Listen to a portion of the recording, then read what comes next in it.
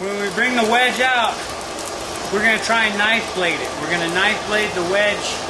The sledgehammer is going to pull a little bit, and I'm going to pull a little bit. So it's going to be going one way, and when we flip it over, we're going to go the other way.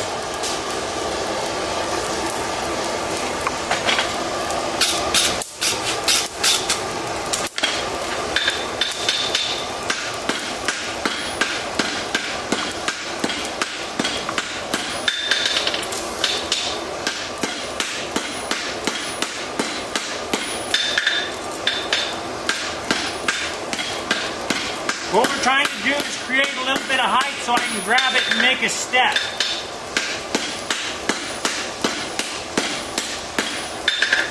You can see how we're kind of twisting it. That doesn't really matter at this point.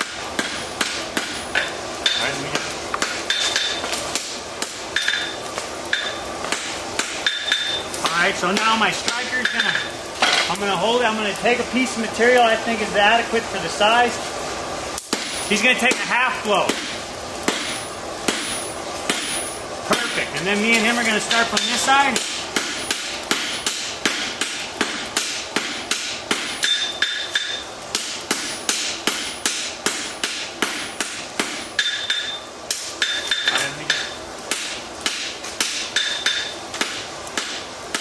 I'm just kind of screwing everything up.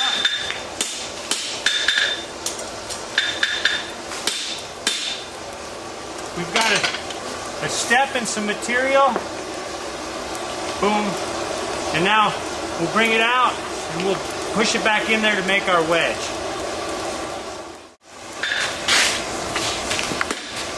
Alright, I'm going to get down, get that ledge started, and then back into it.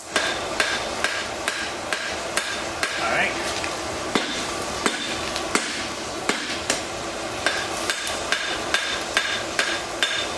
Alright.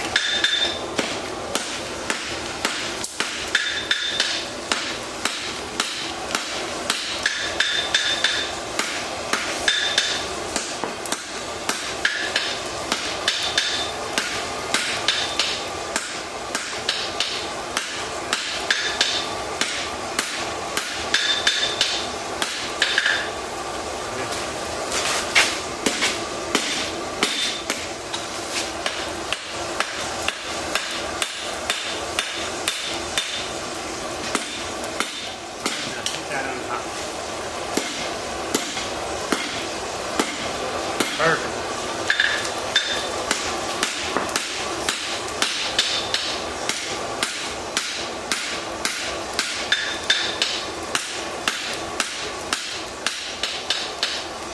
I keep on hitting both sides to knife blade it.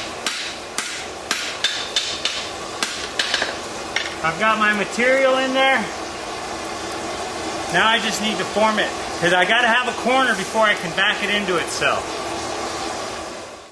Since material always draws to the hammer on a wedge, I want to get a good amount of weight-bearing surface. So, get mushrooms on this side, you back it down to this side, and it makes that side a little bit wider. Rounding the edges up to safe it up. And then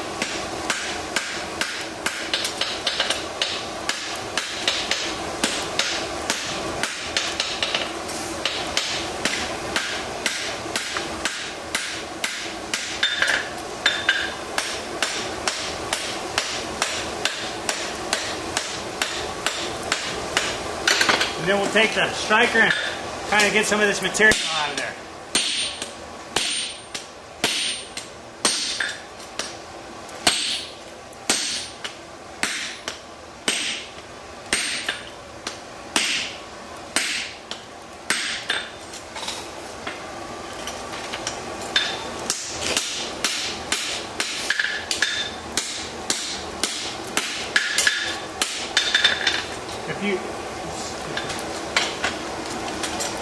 We look at the back side of this shoe. I've still got some material I can draw down for weight bearing. If you look at the top side of his wedge, I'm about on course to what I need to have for that. A little bit more drawn in both directions and I think I'll be set. We're going to draw it down a bit.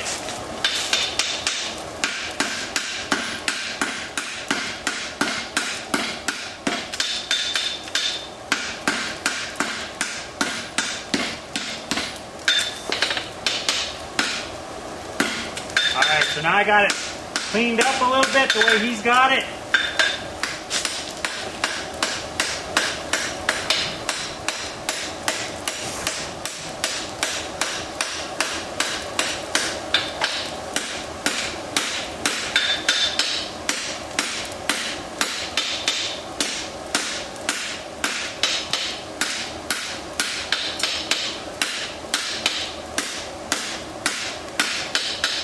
And then I hold the front edge to where the front edge is putting a bit of a slope to it, the anvil itself, and then my hammer's coming up at an edge, at an angle.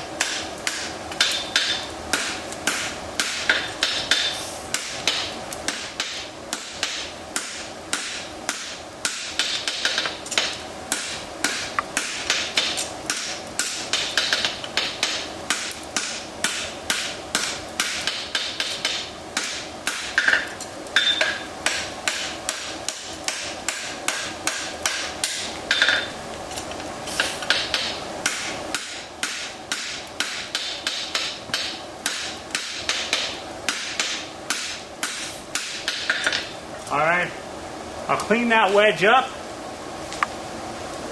and just use a rasp and clean up my edges, and then we'll measure them out and see how we did.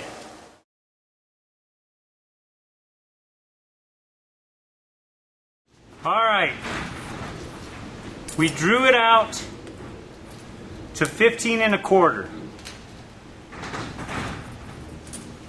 Half of 15 1/4 would be 7 1/2 plus 1/8. So right here, let me get a silver pen.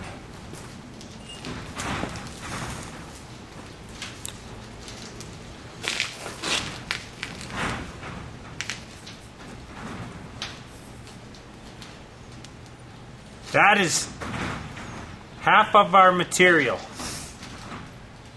So we are offsetting this shoe about 1 inch. And the reason you say is it's 3/4 of an inch to get it to center. But to go past around the extensor process and the widest part of the coffin bone, there's more on the lateral side than there is on the medial side. So I would say that you would offset this shoe about 1 inch. When you're making shoes that have appliances on them such as wedges, running wedges, heel cocks, if you make your shoes like this and you just use half of the stock, it tells you how much the stock stretches. And so we know how much material shifted. If you look at it like this, it tells you right there how much more material it takes to make the lateral side than it does the medial side. And I think that for the most part, if you look at the specimen shoe that we're trying to emulate, we've got